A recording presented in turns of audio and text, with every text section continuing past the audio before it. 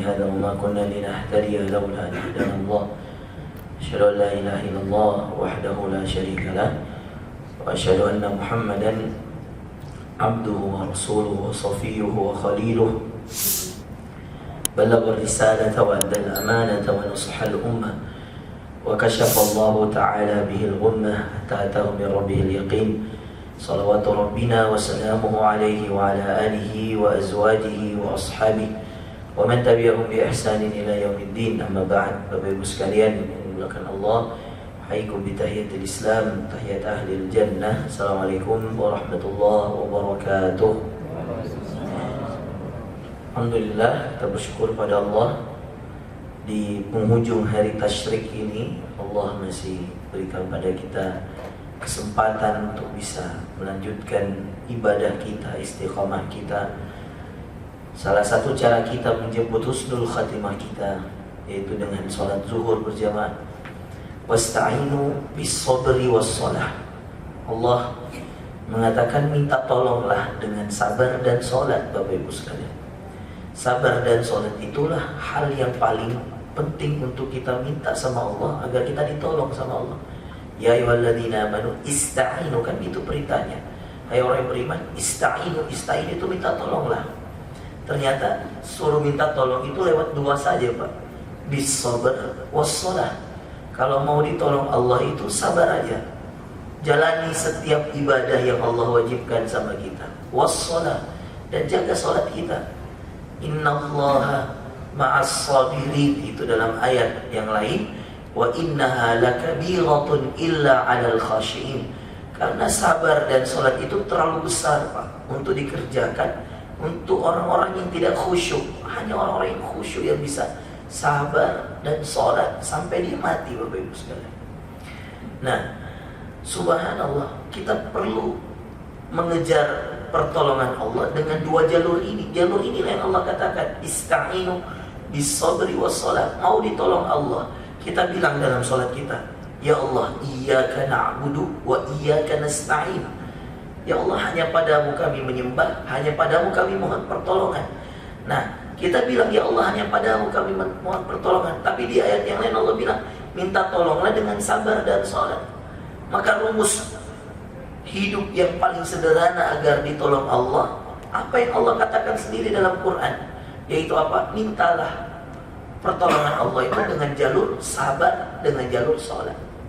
Sabar ini 3 tingkatan, Bapak Ibu sekalian. Mengapa sabar duluan disebut daripada sholat? Nah, ini pertanyaannya. Kenapa sabar itu duluan disebut daripada sholat? Karena pada dasarnya, Bapak Ibu sekalian, tidak ada orang yang bisa sholat kecuali orang yang sabar. Sabar melewati ketaatan, itu nomor 1, Pak. Kalau kita mau berpikir logis, pakai akal, maka kita akan bilang, bisa nggak Ustaz ya, saya sholat subuh 1 kali bangun 1 hari, langsung 12 rakaat untuk 6 hari ke depan. Jumlahnya kan sama 2, Pak. Menitnya sama, bacaannya sama, rukunya sama, sujudnya.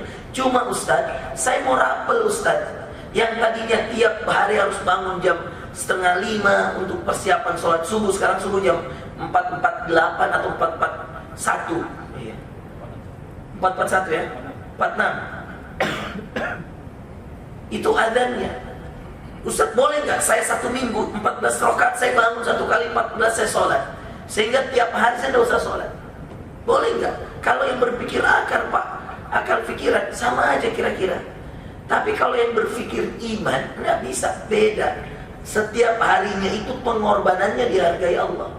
Bangunnya, sabarnya dia untuk setiap subuh dia sholat, itulah yang mahal di sisi Allah. Zuhur, ya semua Pak, orang Wisma Kala mau sholat tepat waktu. Ada yang azan tadi, mereka masih sibuk depan laptopnya, ada. Ya, saya tidak menyindir orang-orang yang belum sholat ya. Tapi kalau ada di antara kalian di gedung ini yang mendengarkan ceramah saya dan Anda belum sholat, Anda lebih baik sholat dulu. Saya yakin Pak Solihin Kala tidak akan marahi Anda. Kalau beliau marahi Anda, nanti saya marahi beliau. Dan saya yakin Pak Yusuf Kala akan sangat setuju. Ya, dengan value bahwa kalau Anda dipanggil Allah untuk sholat, ada azan berkumandang, saya yakin bahkan pendiri grup ya, bisnis korporasi ini, Haji Kalla, ya, sangat terkenal dengan orang yang rajin menjaga sholatnya, Pak. Ya. Anda baca tentang Haji Kalla, Masya Allah. Ya. Ada dulu acaranya beliau di Masjid Raya ya, peringatan apanya itu Haji Kalla? Haulnya ya, 100 tahunnya ya, 40 tahunnya ya, setelah meninggalnya ya. Subhanallah.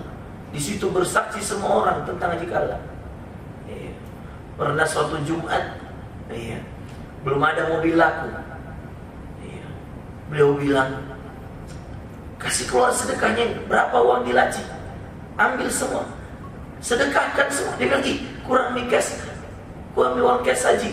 Ya tidak apa-apa, Allah yang kasih rezeki. Subhanallah. Dan tegak ini Pak Wisma Kalla, kalau tidak ada beliau yang punya keikhlasan itu. Wa kana abuhuma salihah.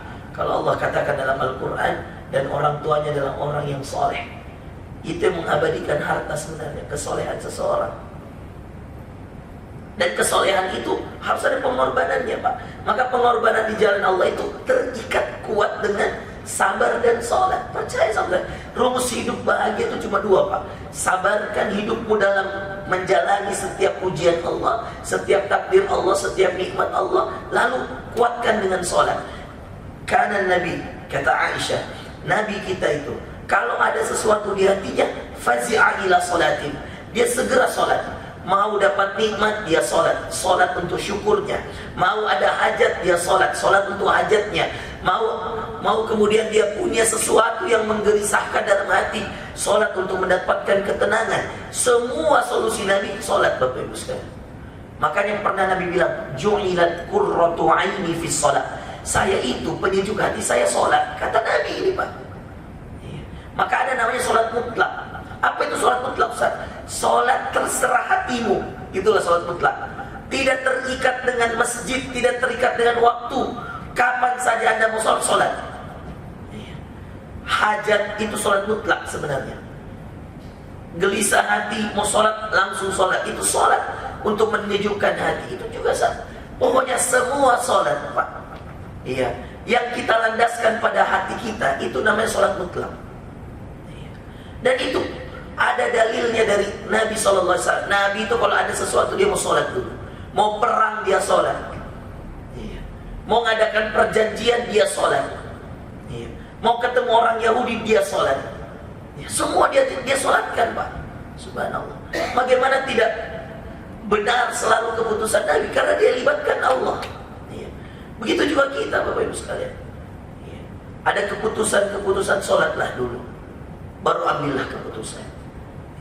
Ada terobosan besar yang harus ingin, sholatlah dulu. Ada hal-hal yang kita syukuri, sholatlah dulu. Maka pengorbanan di jalan Allah itu erat sekali dengan sabar dan sholat. Dan orang yang sabar dan sholat itu adalah orang yang akan mendapatkan pertolongan Allah. Karena ayatnya tadi, ista'inu bis-sabri was-shalah, minta tolonglah dengan sabar dan sholat. Wa innaha lakabirah. Lakabirah itu berarti sesungguhnya sabar dan sholat itu terlalu berat, terlalu besar. Illa 'alal khashiin, kecuali bagi orang-orang yang khusyuk. Jadi perbaiki khusyuk kita agar Allah perbaiki sabar kita. Perbaiki sabar kita agar Allah kuatkan pengorbanan kita. Dan perbaiki pengorbanan kita di jalan Allah untuk kemudian kita diperbaiki pertolongan Allah terhadap kita. Nah, sederhananya Pak, setiap kali kita sholat yang kita minta cuma dua. Dalam setiap surah Al-Fatihah itu, satu minta pertolongan, dua minta petunjuk. Hanya itu saja.